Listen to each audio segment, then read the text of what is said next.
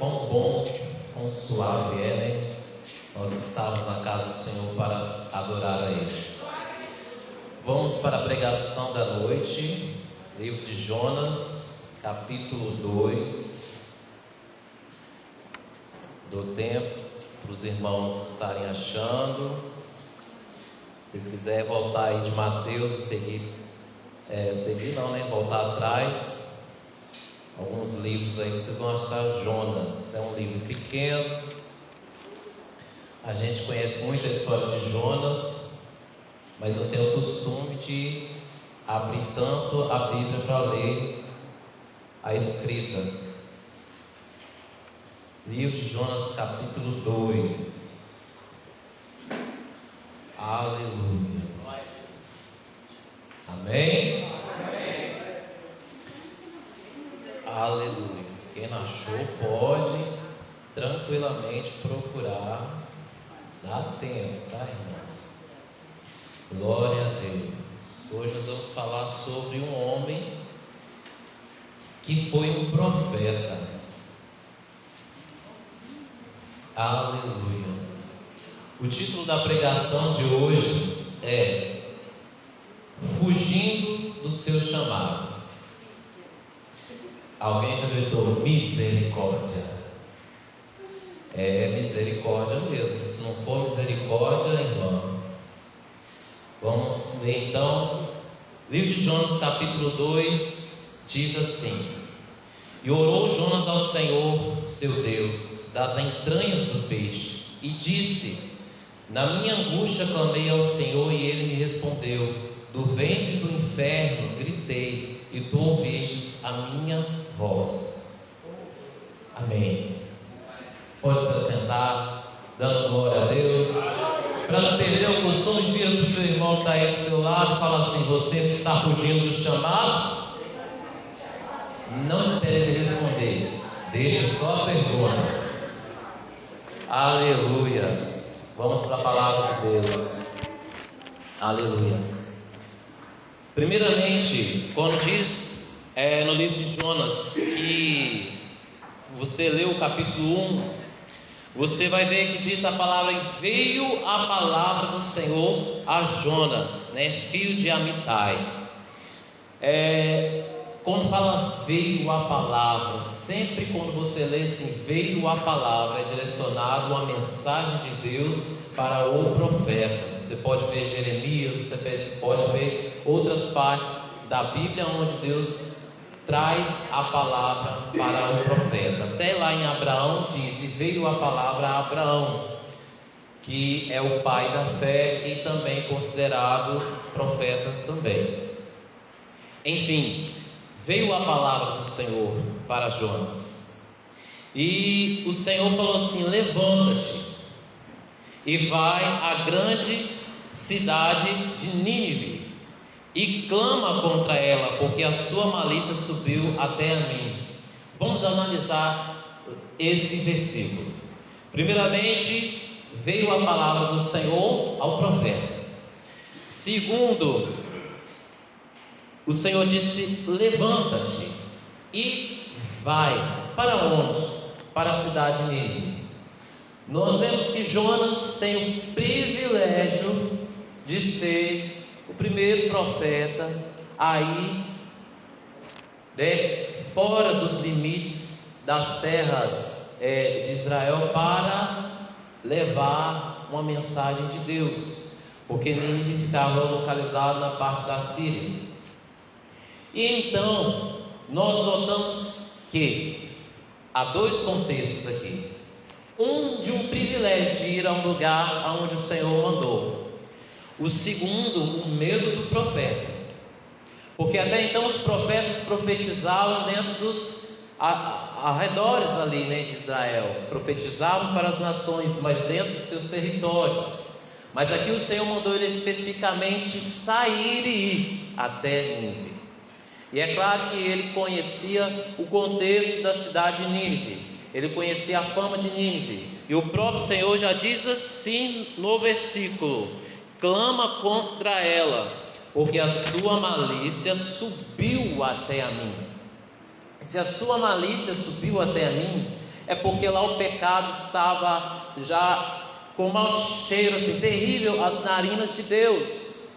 É claro que lá havia violência, prostituição e tantas outras coisas terríveis. E aí o profeta, que diz aqui, Jonas se levantou para fugir diante da face do Senhor para Tarsis. Ele foi tomar uma outra rota, outra alternativa. Em vez de ir para Nínive, ele ia para Tarsis. E aí o profeta, ele pega e vai para tomar uma embarcação, um navio. E naquela embarcação, naquele navio, a palavra do Senhor diz que começa uma grande tempestade, ao qual o próprio Senhor, o Deus Todo-Poderoso, que é o que criou os céus e a terra, formou tudo, ele proporciona uma tempestade sobre aquele navio. Diz no versículo 4: mas o Senhor mandou ao mar um grande vento, e fez-se no mar uma grande tempestade, o navio estava para quebrar-se. Se o navio estava para quebrar-se, você podia imaginar a proporção das ondas que estavam turbulentas diante daquele barco. E aí diz o versículo que os marinheiros, eles temeram, e clamou cada um a clamar a seu Deus. Naquela época, tantos, assim não diferente de hoje, mas começaram a lançar os seus pesos, suas fazendas, suas riquezas, de acordo com suas crenças lá, o que eles acreditavam, seus deuses. Eles começaram a fazer, de certa forma, seus sacrifícios para ver se a tempestade passava. E aí o mestre do navio, diz a palavra do Senhor, encontrou, um certo homem dormindo lá no profundo sono. Está uma tempestade lá fora, não sei como alguém consegue dormir neste momento, mas enfim, Jonas estava lá no fundo do navio, no porão, dormindo, e a tempestade lá fora, e Jonas dormindo. Irmãos, a gente tira algo interessante também dessa parte. Mesmo que o profeta estava fugindo da face do Senhor, fugindo do chamado, assim ele era crente. E crente, ele descansa no Senhor mesmo estando na tempestade, porque ele confia no Senhor. Por mais que o crente falhe, mas o Deus a qual nós seguimos, ele nunca falha, ele é sempre fiel. E aí Jonas está lá dormindo, acordam ele, e aí ele, percebeu a situação. A tempestade é por minha causa, me lança no mar. E aqueles homens perplexos lançaram aquele homem ao mar. E nós vemos uma providência do Senhor para aqueles homens, uma misericórdia para aqueles homens que não morressem ali naquela tempestade, e uma graça, que é um favor imerecido que nos alcança para com Jonas. Para com Jonas, porque ele foi lançado ao mar, e aí veio um grande peixe. A Bíblia diz um grande peixe, e o engoliu. Em outras traduções dizem até que o grande peixe é uma baleia. Nós calculamos, por ser um dos maiores peixes, que são mamíferos na verdade, são as baleias, uma baleia ter engolido a Jonas. E aí então nós levamos algo mais para a parte então da física, da química, da biologia, porque se você procurar na internet, você vai ver que não foi só Jonas que foi parar dentro da barriga de um grande peixe, da barriga de uma baleia, mas, porém, apenas Jonas, que a Bíblia não diz que Jonas saiu lá sequelado, sem braço, uma perna, sem alguma coisa. Se você procurar, você vai ver que cita-se fora do país, fora do Brasil, um homem que eles estavam lá na pescaria durante a noite, e naquela pescaria eles estavam caçando baleias, e acabou que o homem caiu ao mar. E depois que eles pescaram uma grande baleia lá, abrindo o estômago daquela baleia, encontraram o homem lá dentro vivo. Porém o homem ficou com a sequela que ele perdeu a visão. Então, compreendendo um pouco também de biologia, né, da física, enfim, vamos falar sobre a vida de Jonas e sobre a nossa vida. Notamos que Jonas, um profeta, foi parar na barriga do grande peixe. E aí Jonas, ele foi despejado. Ele foi despejado à beira da praia, né? Eu falo que foi despejado porque uma baleia, ela não vai chegar tão próximo à areia, porque senão ela vai ficar lá encalhada. Então, o grande peixe cuspiu Jonas lá e Jonas chegou lá, né, que seja nadando, né, com certeza. Chegou na beira da praia e foi andar, chegar até a cidade de Nínive. Tanta gente cria tanta fantasia, né? O grande peixe foi o que levou Jonas e entregou lá a Nínive diretamente. Não foi. Jonas teve que andar até chegar lá na cidade. E aí nós notamos que Jonas, nesse processo de ficar lá na barriga do grande peixe, vocês imaginam comigo?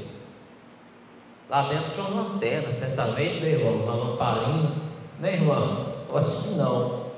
Imagina você ficar dentro de um lugar escuro, cheio de nojeira. Porque alguém aí já quase se afogou aí? Alguém? Eu já. 2 vezes. Como você está se afogando, parece que passa assim, um filme na sua mente. Assim. Você lembra da sua família, você lembra de todo mundo assim, rapidamente. E aí você clama primeiramente a Deus, irmãos. E Jonas estava lá dentro e clamou a Deus. Claro que foi... Quantos dias que Jonas ficou lá? 3.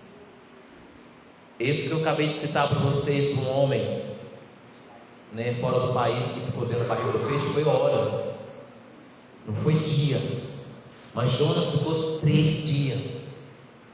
Você imagina, no seu primeiro clamor, você pensa: o Senhor vai me socorrer agora, mas não socorre naquela hora. Aí passa um dia e lá dentro não tinha nem como contar naquela escuridão. Tem gente que não acredita, não importa.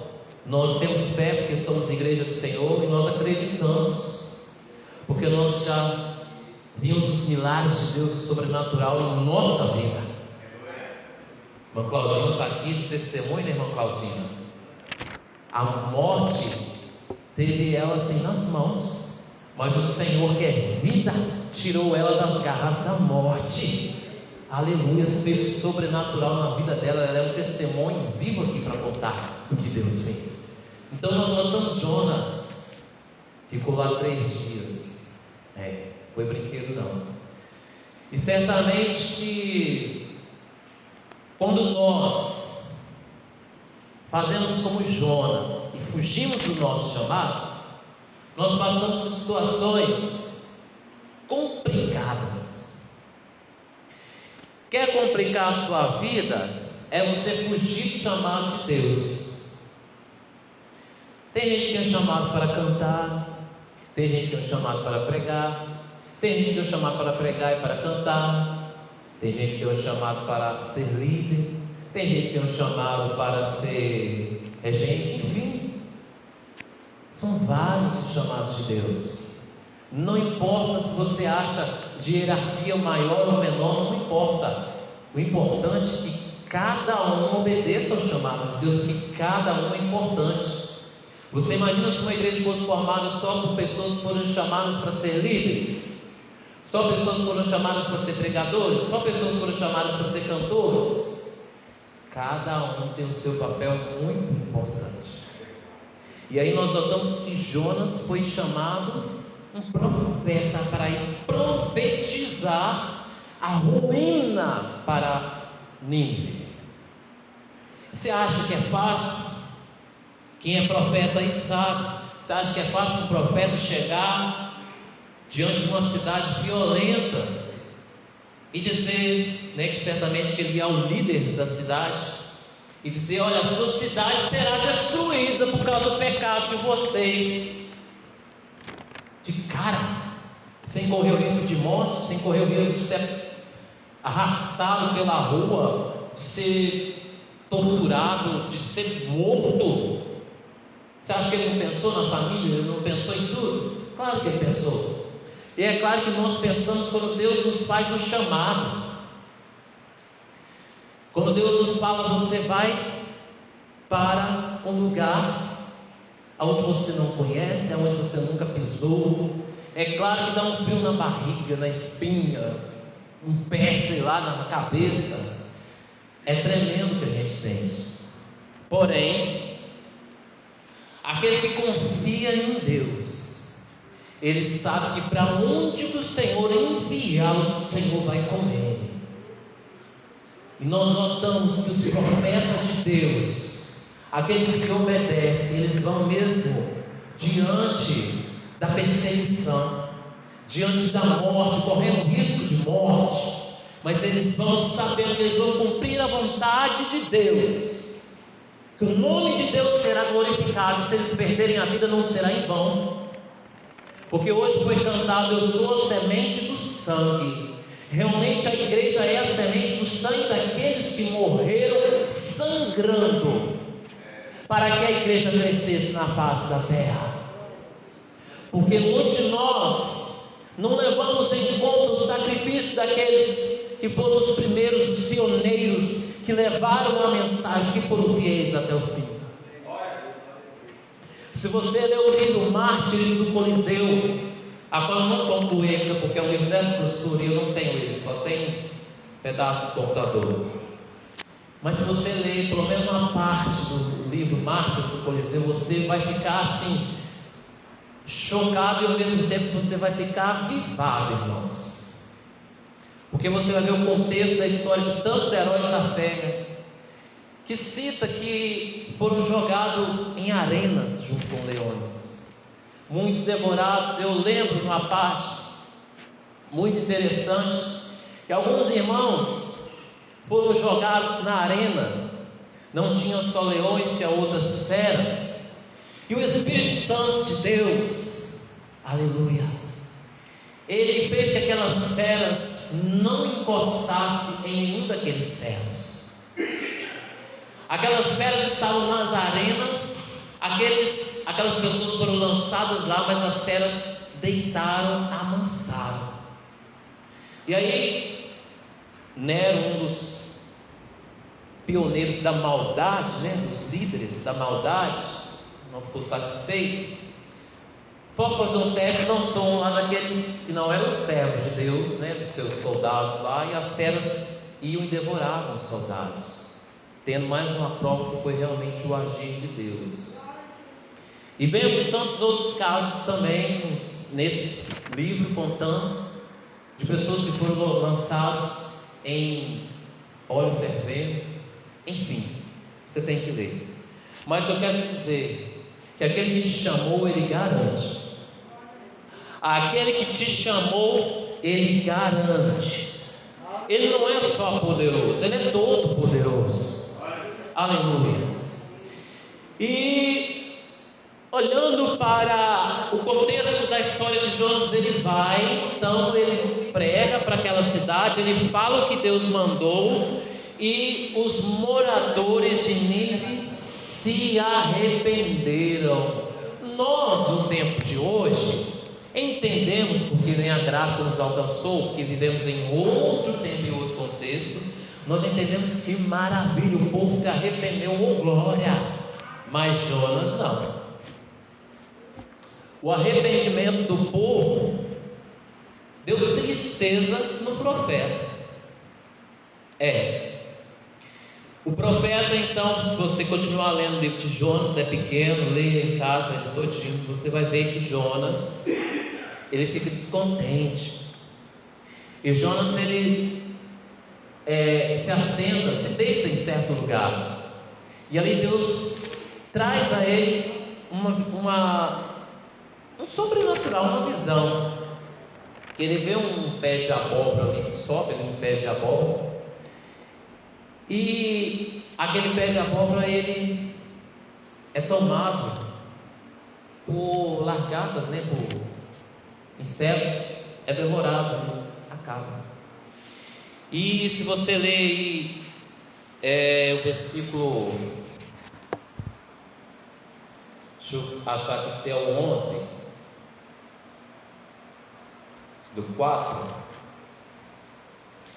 No 11 diz assim, Deus falando para Jonas: eu não hei de ter compaixão da grande cidade de Nínive, em que são mais de 120.000 homens. Olha o que Deus fala: que não sabem discernir entre a sua mão direita e a sua mão esquerda, e também muitos animais.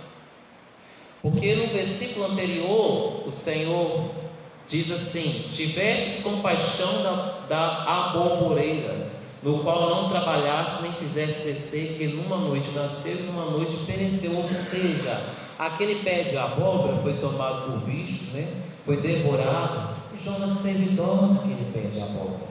Mas Jonas, o profeta de Deus, um conhecedor da palavra, não teve dó de seres humanos, de pessoas que não sabiam discernir da mão direita para a mão esquerda. Ou seja, aquelas pessoas não haviam ouvido falar ainda de Deus.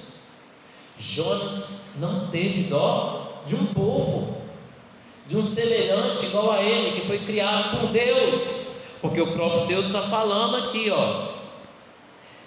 no qual não trabalhaste nem fizeste crescer. Ele está simbolizando a abóbora, porque foi o Senhor que fez a abóbora crescer. Ao mesmo tempo ele está simbolizando que o povo, porque quem permitiu que o povo nascesse foi Deus. Ou seja, Deus conhece a cada ser humano da face da terra. Então Deus é o Criador, e Jonas não teve compaixão.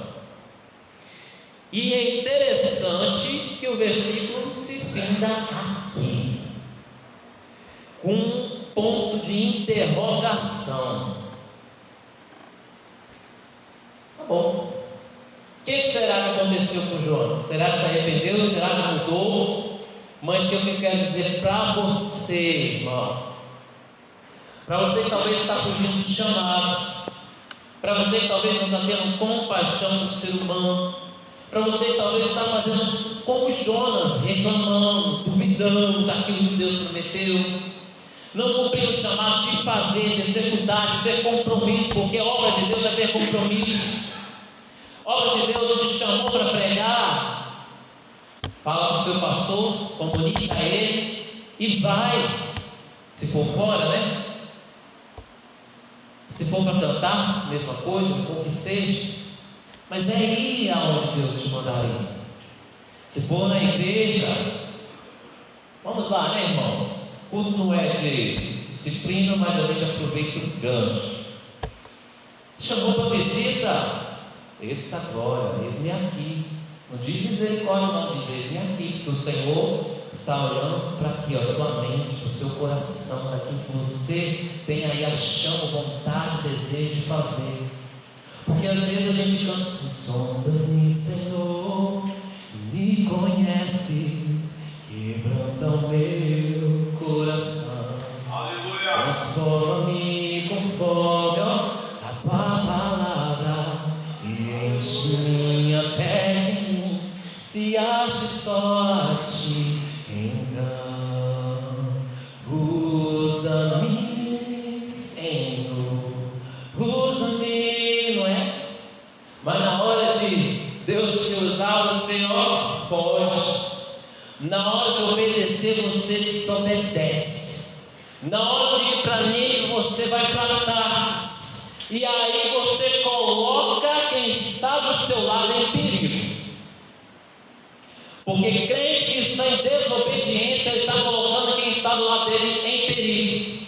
Ele está colocando a família dele em perigo. Ele está colocando as pessoas que trabalham com ele em perigo. Ele está colocando as pessoas da igreja que estão andando com ele em perigo. Porque a tempestade veio do Senhor sobre aquele barco, sobre aquele navio. Porque a tempestade veio de Deus, ela não veio do diabo. A